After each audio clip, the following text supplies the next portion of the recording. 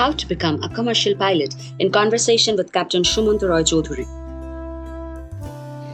Captain Sumanta Roy Choudhury has had experiences with multiple airlines including Indian Airlines, Air India, Indigo and Air Asia. He got his command in 1999 and became a line training captain in 2009. He became the Deputy General Manager Operations in 2005. So what are the required academic qualifications? See, flying profession requires a minimum of a higher secondary. And if somebody has a graduation, then all the better. But the subjects that is required is science subjects. So if anybody passing out with arts, commerce or any other stream won't be allowed to enter the flying profession.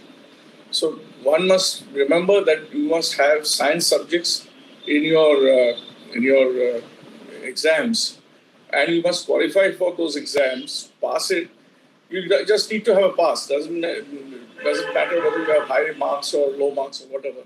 But you must have science subjects. That is the main criteria. And a minimum of higher secondary. So there are various licenses. First of all, when a person starts off, he has to have a student pilot's license. It's called SPL. For that, you've got to give an exam and get that student pilot license. With the student pilot license, you can start flying and taking theoretical and ground subjects. After qualifying with a certain number of hours, which is normally 40 to 60 hours, then you get a private license. And with private license, then what is happening is that you can fly any aircraft on a private category, with a private category on a private license. For instance, my license now, although it was the airline's transport license, because of my age, has been downgraded into a private license. So I cannot fly any aircrafts on a commercial basis because I don't have a commercial license. My license has been downgraded to a private license. So I can fly any private category aircraft on a private license, as a private license holder. You get my point. First is student pilot license, then it is private pilot's license. Then after 250 hours of doing various activities and flying exercises, then you qualify to become a commercial license. So this is after 250 hours. Okay. In that, there are various subdivisions. For instance, commercial license can be of a single engine category.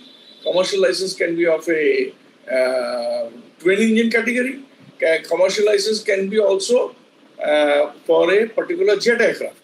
Now, whatever training you want to have, it will be endorsed on your license. For instance, if you have trained on a simple Piper Cherokee, which is a single engine aircraft, or a Cessna 150, that is a single engine category. If you do a twin engine, multi-engine, and that has to be endorsed on your license. So for that, you have to give technical exams for that category, and that will be endorsed on your license. Whatever any other aircraft that you want to fly, and it is not endorsed on your license, you have to give a technical exam, and you have to fly a certain number of 3 landings, 3 takeoffs, or 5 landings, 5 takeoffs to qualify, and then you have to go to the DGCA to have it endorsed on your license. This is applicable for all aircrafts. You have to go through the ground classes. You have to go through for the jet aircrafts. You have to do in the simulator. Then after you pass that simulator and theoretical training, then you have to submit the papers with the DGCA to have it endorsed on your license. Initial flying training is done in the flying schools. There are a number of flying schools all over India, and people also tend to go abroad to do the flying. Mostly to Australia, New Zealand and USA, because it is done faster over here, over there. Here it takes normally 2 to 3 years or maybe more, but there it is done between 6 to 9 months. So people tend to, and it is cheaper also. In the longer run, it is cheaper also. So people tend to go abroad to do the flying training and then come here and have it endorsed on your license. And have it converted into an Indian license. So suppose if you have a US license, you can give the Indian theoretical papers and have the hours logged that you have logged abroad to come back to India and have it endorsed on your license so that you have, in addition to your US license, you also have an Indian commercial license. Yeah. And without a commercial license, you cannot apply for a job. So there's no campusing because jobs are few and far between. So previously the government airlines used to advertise in the papers, but now no airline does it in the papers. They all do it in their either in their internal memo, internal circulars, or they do it on the career website. And from there you have to apply. What are the required skills apart from academics? Basically, you have to be a good driver. So the skills that is required is you've got to be fearless. You've got to be not scared of weather. You've got to be, you have to be cool in terms of when there's a crisis, when there's a technical fault, when there is a problem with the aircraft. You cannot lose your patience, or you cannot lose your cool. So you have to be really cool to handle situations. Well, not only with the aircraft, you may have situations where if you are flying a jet aircraft with 180 passengers strapped to the back and there is some problem with the passengers, you have to know how to deal with them also. So you have to be a man manager as well as a technical manager in order to have a successful flight. Firstly, you should know how to fly the aircraft and properly. And then face the weather, face the challenges that come up as and when the situation arises. So you have to be really, really cool and have your patience. You cannot lose your patience. What is the scope of growth in this profession? And the more hours you have, the more experience you have. The more experience you have, the more qualified you are for the market. For instance, but see, even if I have 22,000 hours of experience after my tenure, I don't have a job because there is no scope of job even after you retire. Whereas with my US license, I could have still done some instructing flying, some commercial flying, some charter flying, or something in the US. But in India, that scope is not there because there is hardly any charter flying, there is hardly any aviation, general aviation jobs, no private jobs, nothing. So I'm sitting at my home with my current license last 4 years and I don't have a job. Even for an experienced pilot, it all depends. You have to be really, airlines have to be really desperate to take you on, even if you don't have any experience. With experience, the job market is much better. Outside and inside India. But inside India, it's far less than what it is outside India. But everybody outside India looks for experience. Then nobody will take a fresher. You have to look at it this way. Europe has its own regulations and its own licensing. It's called EASA license. So if you are not a holder of EASA license, you will first of all not be considered for a job in Europe. Okay. On top of that, they impose that you have to be a EU applicant or EU resident, European Union resident. Okay. Now in India, they hire people from abroad because if they have shortage of experienced people. So it doesn't matter whether you are EASA or FAA, which is the US license holder. That restriction is not there in India. Whereas if you want to go to the US, first of all, you have to be a resident holder, you have to be a green card holder, you have to be a permanent passport holder or a green card citizen, a green card holder. Then only you can apply for a job, and plus you have to have FAA license. With an Indian license, you cannot apply for a job in the US or in the EU. Even if you are a European resident you cannot be, or a ESA license holder and not a European resident, you cannot apply for a job in the Europe unless they accept you as you are. So there are a lot of restrictions outside. But for Southeast Asia, those restrictions are not there. Normally, they accept all licenses. They accept all licenses, including Indian licenses. What are the boons and the banes of the profession? Rewards is you have a handsome salary, you can visit various countries, you get to stay in the best of the hotels, and plus it's a prestigious job. After all, you are flying, you have under you 180 to 200, maybe 300, 400 passengers who are dependent on how you fly them.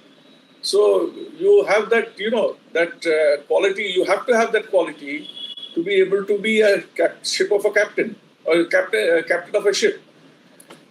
And unless you have that quality, you will be stuck as a co-pilot. So you have to have that captain quality to become a captain. Otherwise, you will just remain as his assistant. So you have the rewards are there. The downsides are for jet flying. After some time it's a very monotonous job, and you have to bear it. You have to be out of your house for maybe quite some time. You have to be on night stop flights, layover flights. So that time you are out of your family. You're not able to, unless you are based in your own hometown. If you are from Kolkata, you are based in Delhi, Bombay, so you are flying out of Delhi, Bombay, you don't get to see your family. So those are the downsides. Plus the risk of life is there. That is another thing. But I think that now with flying is much, much safer than even driving on the roads in India or, anywhere. So that way it's much safer. What about the working hours and the duration of service? See, you can fly up to 65 provided your annual medical or biannual medical is okay. Okay, if you are medically fit, every 6 months your medical is taken for an ALTP license. For a CPL holder, it's every 1 year. Even I have to do medical every year. And if I pass the medicals, then only I'll be able to fly. So it all depends on your medical. If you fail in your medical or you are permanently grounded because of some reason, some physical disabilities or some hearing problem or eyesight problem or some problem, then your flying career is over. So it's a very, very fragile profession. What about the post-retirement possibilities? Not everybody can be a good teacher. The airlines had offered me as a simulator instructor job. I thought that I'm not the right kind of a teacher that I can be. And plus you have to spend, there is no training center in Kolkata that I can be. I could have been a simulator instructor, provided there was a simulator training academy or institute in Kolkata. There is no simulator training academy or institute in Kolkata. There is in Bangalore, Hyderabad, Bombay, Delhi, every other place, but not in Kolkata. So if it was in Kolkata, I could have been a simulator instructor.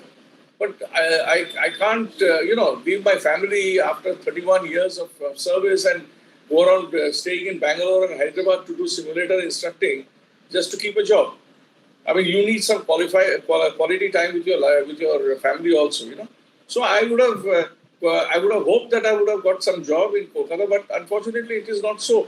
And even outside Kolkata, I have been applying, but nobody wants a 65 plus year old person. You are, however experienced you are, however fit you are, however qualified you are, they don't want you. If I was in the US I have US licenses, I could have done some flying in the US. But now, see, at certain age in life, nobody wants to uproot yourself from India and go and settle abroad in the USA to do some flying. I mean, I'm getting calls from South American and Central American countries to come over and fly there, even at my age. But then you have to, need to think whether it is worth it. If it was somewhere in India, maybe some other city other than Kolkata, I would have probably thought about it.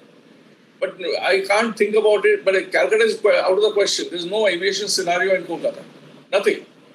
It's absolutely zero. My friends, I wanted them to come down and set up a flying school in Ondal, and then set up flying institutes, simulator training centers in Kolkata itself, but they don't want to invest for whatever reasons. So obviously anybody who retires in Kolkata, for them the career is over. What about the salary structure? See, it starts from maybe a few thousands to a few lakhs. The range is wide. It all depends on how desperate the airline is or the person employing you is to be able to give you the kind of, also dependent on experience. Obviously, a fresher will not get the same amount of money as a captain will get. So he has to progressively, get up to a captain's salary. But I must tell you, which I expected this question from you, how much would be the training cost? the training cost for a pilot is very prohibitive. So if anybody wants to enter this profession in India, has to look around for at least a crore to be 1 crore to be able to get come up to a level where he or she can apply for a job. You have to have deep pockets to go through the training costs to be able to qualify as a commercial pilot. And once you are there, the more qualified you are, maybe you are better placed for the job. Not necessarily that you will get a job. What about the changes in trend?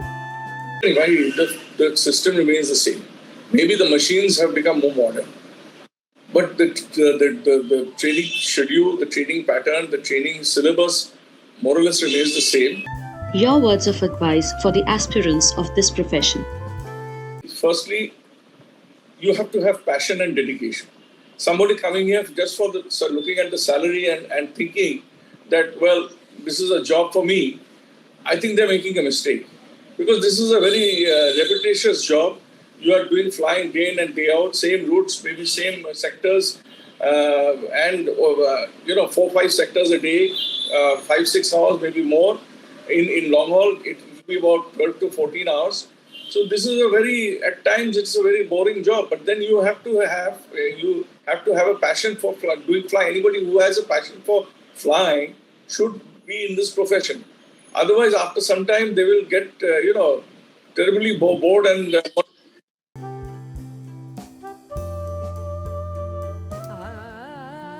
Thank you for watching. Please do subscribe, like and share the video and press the bell icon so that you don't miss any video. Do follow me on Instagram and Facebook.